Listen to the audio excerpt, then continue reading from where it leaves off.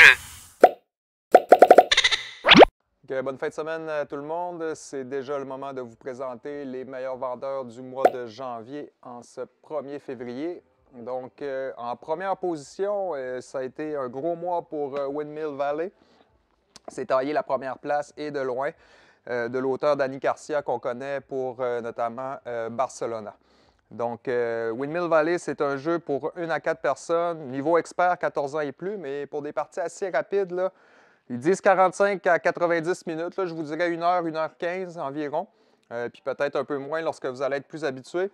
Mais c'est un jeu qu'on a eu la chance d'essayer, toute l'équipe, que tout le monde a apprécié, où est-ce qu'on va être aux Pays-Bas pour faire, je dirais, l'élevage de tulipes, là, mais en fait la culture, ce serait le meilleur terme, la culture de tulipes aux Pays-Bas. Donc, on va devoir placer des moulins sur le territoire, récolter des bulbes de différentes couleurs, les planter et venir faire des points là, sur notre petite plateforme individuelle. La mécanique est assez originale avec les roues de production qu'on va devoir tourner au fur et à mesure qu'on va jouer avec le débit de l'eau de nos moulins. Donc, on va pouvoir tourner de 1, 2, 3 ou même 4 cases pour aller chercher les actions qu'on veut faire. C'est un jeu qu'on a aimé, qui est rapide, fluide. Même dès les premières parties, là, vous allez être en mesure de comprendre assez rapidement le but du jeu. Mais c'est un jeu qu'on recommande, très beau et qui mérite sa première place. C'est Windmill Valley pour 1 à 4 joueurs niveau expert. En deuxième position, nous avons l'excellente extension de SkyTeam, Turbulence. C'est le deuxième mois, si je ne me trompe pas, qui est dans notre top 5. Turbulence vient apporter 20 nouveaux scénarios au jeu coopératif SkyTeam.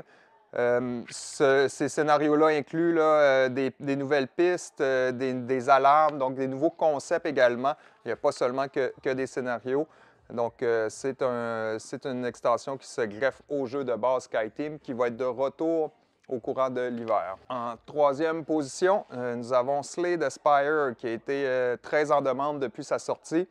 C'est un jeu de deck building coopératif pour 1 à 4 personnes, des parties d'1 heure, d'1 heure 30 à partir de 12-13 ans. C'est inspiré du jeu vidéo qui porte le même nom et c'est un jeu qui va mettre à l'épreuve le deck building là, de façon coopérative pour affronter des monstres, pour progresser. C'est un succès qui continue, qui n'en démarre pas depuis qu'il est sorti, il est très en demande.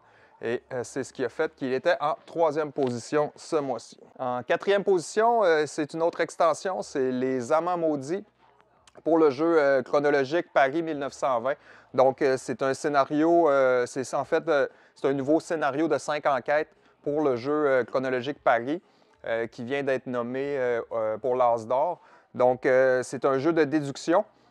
Puis d'enquête, si on peut dire, mais c'est notamment l'auteur de Turing Machine qui est derrière le jeu chronologique Paris 1920. Donc, c'était notre 4e position le mois dernier. En dernière position, un autre qui demeure populaire, c'est Faraway. Un petit jeu de cartes là, pour 2 à 5 personnes pour des parties de 20-25 minutes. C'est plus rapide. Mais Faraway est sorti l'an passé, si je ne me trompe pas, puis là, il est de retour en stock et les gens qui le voulaient continuent de venir le chercher. Donc, c'est un jeu de cartes où est-ce qu'on va devoir aller explorer des territoires et collecter des ressources pour réaliser des quêtes. Donc, petit jeu sympathique, plus léger, à partir de 10 ans, je dirais 10-12 ans. Ouais, ils l'ont mis 10 ans et plus pour des parties de 25 minutes. Donc, en dernière position, c'est Faraway. Lis le jeu.